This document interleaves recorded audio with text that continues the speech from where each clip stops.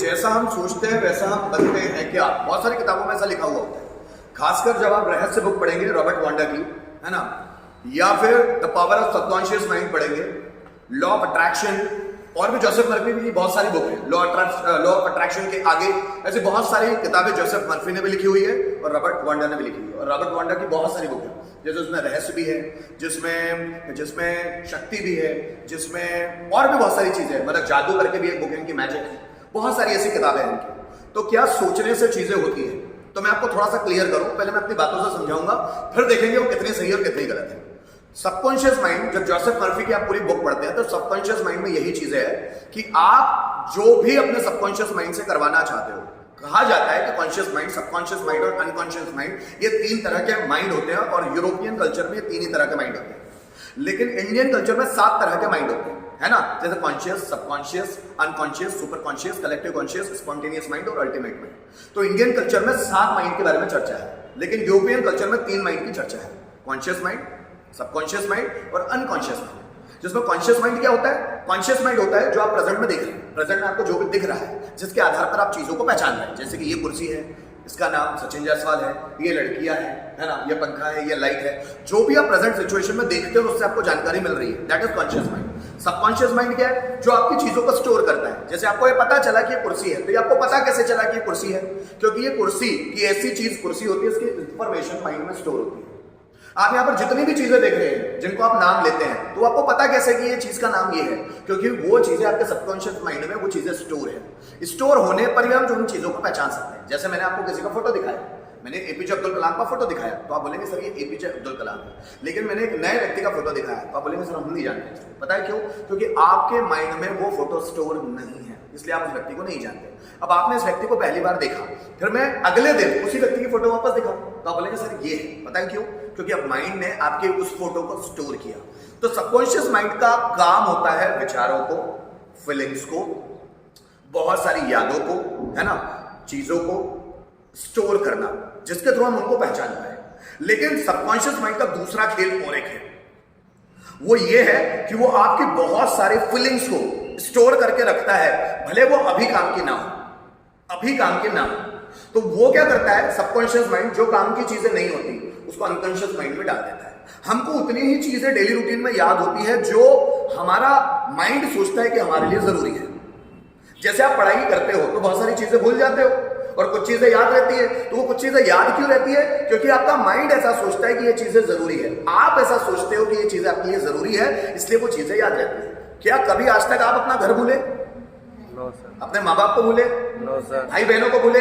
No sir. अपने teacher का चेहरा भूल गए? No sir. किसी हीरो का चेहरा भूल गए? No sir. नहीं। नाम भूल सकते हैं, क्योंकि आप बार बार जिन हीरो को देखते हैं उनके नाम याद रहते हैं, और नहीं देखे उनको, उनके बारे में नहीं सुने तो उनके नाम भूल जाएंगे। तो आपका माइंड उन्हीं चीजों को याद रखता है जो आपके लिए जरूरी है, और वो जरूरी ना हो तो सबकॉन्शियस माइंड क्या करता है? क्योंकि चूंकि अगर सभी चीजें हमारे दिमाग में आती चली जाए तो दिमाग पे बर्डन का काम करेगी। बहुत सारी चीजें अगर आ गई और हमको याद ही रहने लग जाए ना, तो दिमाग पे बर्डन का काम करेगी। तो सबकॉन्शियस माइंड क्या करता है? बहुत सारी इंफॉर्मेशन जो अभी जरूरी नहीं है उसको अनकॉन्शियस माइंड में डाल देता है, पटक के रखता है। वो हमको याद नहीं है, पर देखना अभी क्या होता है, कभी कभी आप कोई चीज याद कर लेते हो, फिर कोई व्यक्ति पूछता है तो आप वो चीजें भूल जाते हो। आपको पता नहीं होता, याद तो किया था, पर याद तो किया था, याद नहीं आ रहा। याद ऐसा होता है। फिर आप अचानक देखते हैं कि किसी दिन आपको अचानक याद हो गया। आ गया मतलब क्यों? क्योंकि वो आपके पास था, वो चीज थी, पर आपके अनकॉन्शियस माइंड में थी। क्योंकि आप बार बार उस पर चिंतन मनन कर रहे थे, तो अनकॉन्शियस माइंड से निकल के सबकॉन्शियस माइंड पे आई और आपकी मेमोरी में कि हाँ वो चीज ऐसी थी, तो उसका नाम ये था। ये आपको याद आता है। कैसे याद आता है? क्योंकि वो मेमोरीज गायब नहीं होती, वो मेमोरीज अनकॉन्शियस माइंड में पड़ी हुई होती है। जितने भी ऋषि, साधु, संत, तपस्वी, मनस्वी, जितने भी लोग होते हैं ना, उनको अपनी पूरी मेमोरीज को रियलाइजेशन की प्रैक्टिस हो जाती है। जितने भी लोग अपने आप को जानने की यात्रा में निकलते हैं, वो क्या करते हैं पता है? अभी जैसे मैं 35 साल का हूं, तो 34वें साल में मैंने क्या क्या किया था, 33वें साल में, 32वें साल में, 31वें साल में, पीछे जाता जाता हूं। फिर मैं बचपन में क्या कर रहा था, वो अपनी मेमोरीज को फाइंड आउट करने की कोशिश कर रहे हैं कि क्या क्या, क्योंकि वो अनकॉन्शियस माइंड में वो चीजें है, आज भी है, बस हम जाते नहीं है वहां। तो बहुत सारे ऋषि मुनि अपने आप को जानने की यात्रा में पीछे की यात्रा करते हैं, पास्ट की। फिर पास्ट में जाते जाते जाते फिर वो उस जगह तक पहुंचते हैं जहां उनका जन्म हुआ। फिर जन्म के पहले पे ही जाते हैं कि वो इस जन्म के पहले क्या थे। फिर वो ऐसा करते करते 1 जन्म, 2 जन्म, 10 जन्म, 100 जन्म, 1000 जन्म तक पहुंच जाता है। फिर ऐसा व्यक्ति सिद्ध हो जाता है, उसको अपने बारे में सब पता रहता है और ऐसा व्यक्ति अपने फ्यूचर के बारे में भी जान सकता है। तो ये चीजें किसमें दी हुई है पता है? The power of subconscious mind. इसमें कुछ चीजें दी हुई है, कुछ चीजें मैं आपको ऐड करके बता रहा हूं। तो सबकॉन्शियस माइंड में बहुत सारी चीजें आती जाती है मेमोरी से, पर हम जो डेली रूटीन में जिन चीजों का इस्तेमाल करते हैं वो सबकॉन्शियस माइंड में रहती है। जिन चीजों का इस्तेमाल नहीं करते वो अनकॉन्शियस माइंड में सबकॉन्शियस माइंड शिफ्ट कर देता है, इसलिए हमारे दिमाग में ज्यादा लोड नहीं रहता। आप सोचो दिन भर में आप जितनी भी चीजें कर रहे हो, जितनी भी चीजें याद कर रहे हो, और सब के सब आपके सबकॉन्शियस माइंड में रहे, तो सबकॉन्शियस माइंड हैंग होने लग जाएगा। वो जो सबकॉन्शियस माइंड है ना, वो हैंग होने लग जाएगा।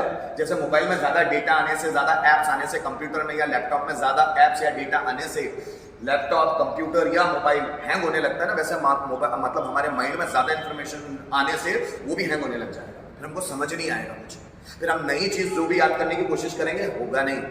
तो भूलना ये बहुत अच्छी प्रक्रिया है, बहुत अच्छी प्रक्रिया है। बहुत सारे लोग बोलते हैं सर मेरी मेमोरी कमजोर है। अच्छी बात है कमजोर, क्योंकि तुम्हारा मन ज्यादा पावरफुल होगा तभी तुम्हारी मेमोरी कमजोर है। तो ऐसा व्यक्ति जब किसी काम करने में लगेगा ना, जिसकी मेमोरी कमजोर है, वो किसी काम करने में लगेगा ना, तो वो काम छूटेगा ही नहीं, वो कंटिन्यूअस ही करता चला जाएगा। जैसे आइंस्टाइन, उसकी मेमोरी थी नहीं, मतलब वो उसको ज्यादा चीजें याद नहीं रहती थी, इसलिए वो कोई काम करने बैठता था तो मेमोरी उसको डिस्टर्ब नहीं करती थी, कोई भी थॉट उसको डिस्टर्ब नहीं करता था, क्योंकि वो भूलने वाला व्यक्ति है। ज्यादा से ज्यादा चीजें वो भूलता है, और जब व्यक्ति ज्यादा चीजें भूलता है तो समझ लेना उसका मन बहुत पावरफुल है, वो किसी काम में लगेगा उसी में लगा रहेगा, उसी में लगा रहेगा। जैसे बच्चे की मेमोरी नहीं है, वो ज्यादा चीजों को याद नहीं रख पाता और उसको बर्डन भी नहीं है अपनी चीजों को याद रखने का। तो इसलिए व्यक्ति, वो बच्चा जब भी खेलने कुछ भी काम करता है तो पूरा भिड़ जाता है उसमें, क्योंकि उसका मन पावरफुल है, उसकी बुद्धि जरा सी है। पावर ऑफ सबकॉन्शियस माइंड में यह बताने की कोशिश की गई है कि जो आपके प्रेजेंट में जो चीजें हैं, जो कॉन्शियसनेस में जो आपकी चीजें हैं, उससे ही आपको कनेक्ट नहीं रहना है, सबकॉन्शियस माइंड को ऑर्डर भेजना है। देखो कोई भी व्यक्ति अगर सफल है, और जैसे आप बोल रहे हैं ना, रहस्य बुक में वो फंडा दिया हुआ है कि उस लेडी ने अपनी शादी के बारे में सोचा और कार की जगह खाली रखी, तो वहां कार खड़ी हुई, उसको लाइफ पार्टनर में मिला, बहुत सारी चीजें कि भैया वो कार के बारे में चिंतन मनन ज्यादा सोचने लगा। तो एक बार ऐसा हुआ कि कार वाकई वहां आ गई, है ना, कि वो लाइफ पार्टनर ढूंढने लगी। लाइफ पार्टनर ढूंढने के लिए बहुत अपने लाइफ पार्टनर के बारे में सोचना शुरू किया, तो एक दिन उसकी लाइफ में लाइफ पार्टनर आ गया। हाँ, जेम्स एलन की बुक है जिसका नाम है as a man think it, उसमें जेम्स एलन इसी बारे में बात कर रहे हैं। Whatever your mind can believe that it can achieve that, जो भी आपका माइंड जो है भरोसा करता है, कर सकता है, वो उसको हासिल कर सकता है। बस माइंड के भरोसा करने की देर है। अगर माइंड उस चीज को भरोसा कर सकता है, माइंड उस चीज पर विश्वास कर सकता है, तो वो उस चीज को हासिल कर सकता है। मेन है अब ये जो बोल रहे हैं ना कि सोचना पड़ेगा, that is the positive thinking, जिसमें कृष्ण भगवद गीता में इसको पॉजिटिव थिंकिंग का नाम लेते हैं। लेकिन उसी से सब कुछ नहीं हो जाएगा। कृष्ण बिल्कुल इसके अपोजिट बात करते हैं। पॉजिटिव थिंकिंग रखनी है कि मुझे कोई काम करना है तो उस काम को मुझे करना है, लेकिन अगर वो काम नहीं भी हुआ तो मुझे ऑप्शन ढूंढने कि उस काम को कैसे करूं। जैसे कृष्ण दोनों तरह की बातें करते हैं और दोनों तरह के काम भी करते हैं, और भगवद गीता में वो सब फंडे बताते हैं अर्जुन को। या तो तू कर्म कर, फल की इच्छा मत कर, या तो किसी काम को करने का डिसीजन ले, फिर उसके लिए साम दाम दंड भेद उपाय कुछ भी करना पड़ेगा। जैसे कृष्ण भगवद गीता में अगर वो पढ़ोगे तो उस वक्त जिस महाभारत के युद्ध में वो खड़े हैं, तो वहां पर वो डिसीजन लेते हैं कि मुझे कौरवों को हराना है। अब कौरवों को हराना है तो कुछ भी करना पड़े वो करेंगे, वो धर्म का सहारा लेंगे, वो अधर्म का सहारा लेंगे, चीट कपट कुछ भी करना पड़े वो करेंगे, लेकिन हराएंगे। कृष्ण क्या सोचते हैं वहां पर, जब उन्होंने जैसे स्टूडेंट को भी समझाते हैं भगवद गीता में, अगर आप विद्यार्थी हो तो आप इस तरह से करें कि आपने अगर डिसीजन बना लिया तो किसी भी कीमत में उसको सही ठहराना। जैसे रतन टाटा बोला कि अगर आपने सोच लिया कि कौरवों को मारना है तो फिर कैसे भी कुछ भी करना पड़े आपको मारना होगा। तो ये पूरा पावर ऑफ सबकॉन्शियस माइंड के उल्टे बात करती है, ये रहस्य के बिल्कुल उल्टे बात करती है, लॉ ऑफ अट्रैक्शन के बिल्कुल उल्टा बात करती है। कृष्ण बोलते अगर आपने डिसीजन ले लिया ना, उसको सही ठहराओ। कैसे सही ठहराओ? उसके लिए कुछ भी करना पड़ेगा। धर्म अधर्म जैसी कोई चीज नहीं होती। जब आप उस चीज को करने लग जाते हैं, उस चीज को पाने के लिए आपने लक्ष्य बना लिया, उसको पाने के लिए कुछ भी करने के लिए तैयार हो, तो वो अधर्म नहीं हो सकता। कि वो भीष्म पितामह को देखते कि भीष्म पितामह को इच्छा मृत्यु का वरदान है, मरेंगे नहीं, कैसे मारा जाए। मैं आपको बताऊं बातों में कि वो ये नहीं सर पकड़ के नहीं बैठते कि यार ये व्यक्ति तो मर ही नहीं सकता, अब मैं क्या करूं, ये क्या करूं नहीं सोचते। वो बोलते हैं कैसे करूं, कैसे मारूं, तरीका ढूंढते हैं। तो भीष्म पितामह को भी मारते हैं, द्रोणाचार्य को भी मारते हैं, कर्ण को भी मारते हैं, और ये तीनों योद्धा ऐसे होते हैं जो मर ही नहीं सकते। लेकिन तीनों को मार डालते हैं। कृष्ण युक्ति लगाते हैं कैसे करना है, और भगवत गीता बोलती है प्लान बनाओ और उस प्लान को अचीव करने को कुछ भी करना पड़े वो कर डालो, कुछ भी करना पड़े, फिर मत सोचो कि सही है कि गलत है, ऐसा भी बोलते हैं कुछ। और दूसरी तरफ कभी कभी ये भी बोलते हैं कि कर्म करो और फल की इच्छा मत करिए। दोनों कॉन्सेप्ट एक जैसे हैं, दोनों जैसे एक जैसे, कि आप अगर कुछ पाना चाहते हो तो उसमें पूरी जान लगा दो, वो चीज आपको मिल जाएगी। अब ये क्या है जरा समझना, आप कुछ पाना चाहते हो तो उसमें पूरी जान लगा दो, सिर्फ सोचते रहने से कुछ नहीं होगा, पूरी जान लगानी पड़ेगी। अगर युद्ध लड़ने गए हो, अगर मैं सोच लूं कि मैं युद्ध जीत रहा हूं, मैं युद्ध जीत रहा हूं, मैं युद्ध जीत रहा हूं, सिर्फ पॉजिटिव अफर्मेशन दूं तो उससे युद्ध जीतूंगा नहीं, मुझे उसमें जाना पड़ेगा, लड़ना पड़ेगा, अपना पुरुषार्थ दिखाना पड़ेगा तब। तो जो भगवत गीता है वो लॉ ऑफ अट्रैक्शन के बिल्कुल खिलाफ है, वो पावर ऑफ सबकॉन्शियस माइंड के बिल्कुल खिलाफ है। कृष्ण बोल रहे कर्म कर फिर मिलेगा तुझे, कर्म के बिना नहीं मिलेगा।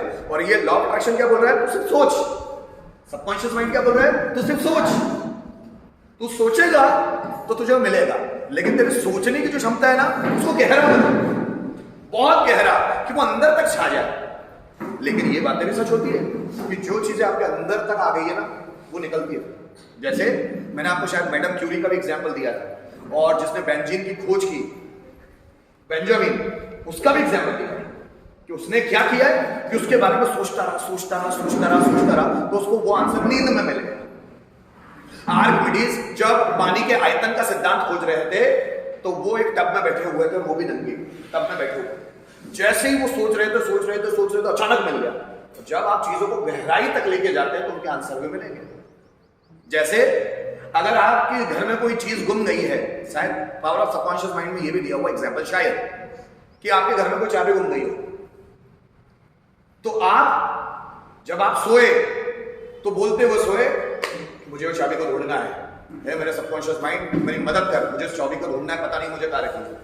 तो जब ये भावना तीव्र हो जाएगी तो आपका माइंड वो चाबी कहाँ रखी हुई है, कहाँ गुम गई है, कहाँ गिर गई है, वो बता देगा। पर बहुत सारे लोगों के साथ ऐसा हुआ है, ऐसा कि नहीं हुआ है ऐसा कि माइंड अंदर से बता देता है कि यहाँ पर उसके पास बड़ा पावर है। तो जो ये बात हो रही है ना कि जो तुम सोचते हो वो हो जाता है, ये हो भी जाता है पर कहीं कहीं गलत भी होता है। तो पूरी तरह से ये विज्ञान का नियम नहीं है, विज्ञान का नियम नहीं है, प्रकृति का नियम नहीं है, अनुभव का नियम नहीं है, नियम जैसी चीज नहीं है। हाँ, लेकिन थॉट लेवल पे सही भी है और गलत भी है, लेकिन नियम नहीं। नियम का मतलब क्या होता है कि आपने पंखे का बटन चालू किया तो पंखा चालू, तो इसको नियम बोलते हैं, विज्ञान का नियम। आपने बटन बंद किया तो पंखा बंद या लाइट बंद, तो ये नियम है। क्या बात समझ में आ रही है? नियम मतलब जिसको झुटला नहीं सकते, वो होंगे ही। लेकिन लॉ ऑफ अट्रैक्शन या पावर ऑफ सबकॉन्शियस माइंड, ये होगा कि नहीं होगा, ये कोई नियम नहीं। हो भी सकता है, नहीं भी हो सकता है। हो गया तो अच्छी बात है, नहीं हुआ तो और अच्छी बात है, कर्म करेंगे। ठीक है, बहुत सारी किताबें मार्केट में अवेलेबल है कि आप सोचो और आपको मिलेगा। पॉजिटिव सोचो, उससे हो जाएगा। ऐसा मेरा ऐसा मानना है, मेरे पर्सनल एक्सपीरियंस है, ऐसा सब कुछ पॉजिटिव सोचने से नहीं होता, कि आपको उसके लिए कुछ करना भी पड़ेगा, उसके लिए कुछ करना भी